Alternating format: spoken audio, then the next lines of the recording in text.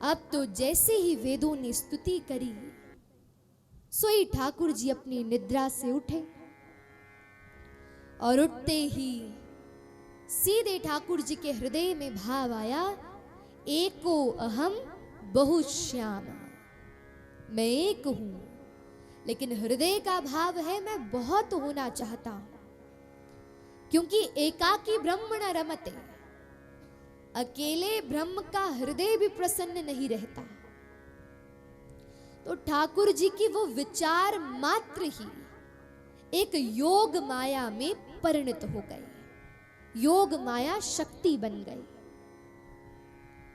जैसे ही विचार करने मात्र से ही ठाकुर जी के नाभि से एक कमल निकला और उस कमल की कर्णिका के मध्य में ब्रह्मा जी का स्वयंभू ब्रह्मा जी का प्राकट्य हुआ। ब्रह्मा जी का प्राकट्य तो हो गया। चहु और ब्रह्मा जी ने जब चार दिशाओं में देखा तो देखकर ब्रह्मा जी के चार मुख बन गए। अब ब्रह्मा जी मध्य में, सागर के मध्य में कमल पर बैठे हैं, चहु और कुछ भी नहीं है। ब्रह्मा जी के हृदय में भाव आया, अरे को हम कस्त्वम कुत आयात, अरे मैं कौन हूं, मेरा प्राकट्य कहां से हुआ, कहां से मेरा अवतरण हुआ। निश्चित कहीं ना कहीं से तो इस कमल का उद्गम स्थान होगा ही।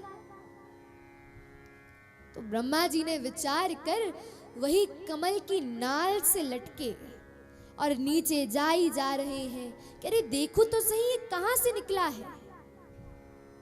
लेकिन सहस्त्रों वर्ष हो गए, जाते जाते ब्रह्मा जी को उद्गम स्थान नहीं मिला।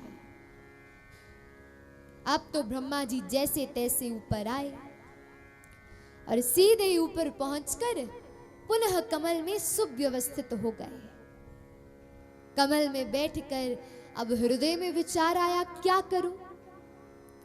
तो तभी चहु और समुद्र से एक ध्वनि आने लगी, तप तप।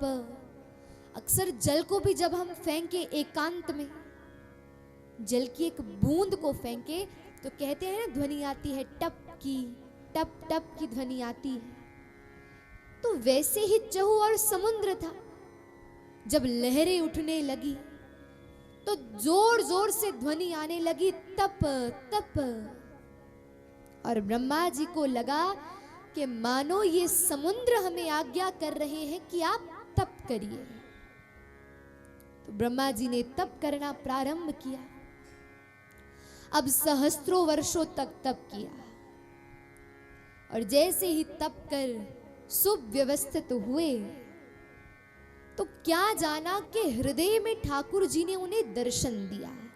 शंख चक्र गदा पद्मधारी श्रीमन नारायण का स्वरूप उनके हृदय में प्रकट हो गया। जैसे ही प्रकट हुआ ब्रह्मा जी ने सब प्रथम स्तुति करी, ज्ञातोस्मि मेद्य सुचिरा ननु देह भाजा न ज्ञायतो भगवतो गतिरित्यवद्यम् नान्यत्वदस्ति भगवन्नपि तन्न शुद्धम्